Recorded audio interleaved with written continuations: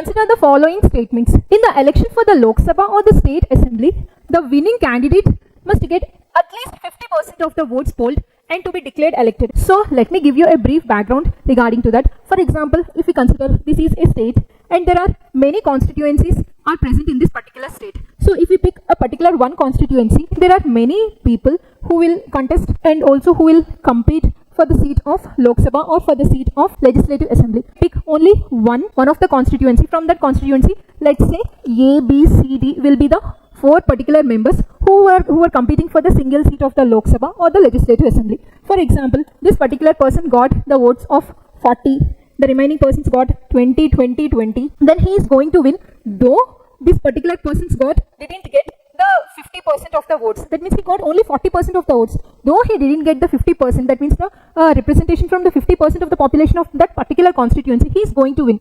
Because here at the constituency level, in order to become an MLA or MP, that particular person should get the majority of the votes. That doesn't mean that that particular person has to get 50% or the more than 50% of the votes. He must get the majority of the votes. That doesn't mean a particular number.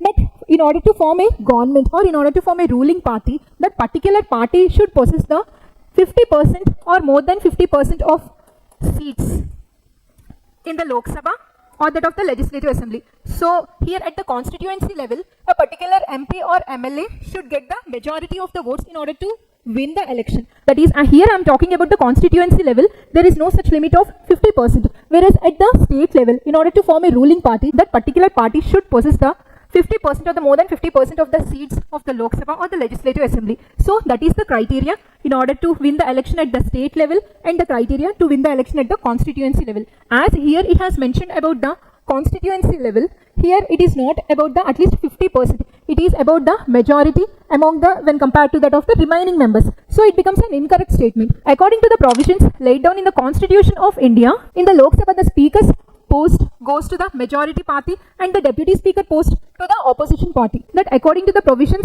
laid down in the Constitution of India. But there is no such kind of provision that has given in the Constitution of India that the Speaker of the House should go to the ruling party and whereas the Deputy Speaker post should go to the opposition party. So it becomes an incorrect statement. But still there is a convention which is called the Parliamentary Convention, according to which the Speaker's post will be given to that of the ruling party, whereas that of the Deputy Speaker's post will be given to that of the opposition party in order to maintain the balance of power in the House. But this particular way of dividing the position between the ruling party and the opposition party is not originally given in the Constitution of India, but they follow this according to the Parliamentary Convention. So 2 also becomes an incorrect statement. The answer is going to be neither 1 nor 2.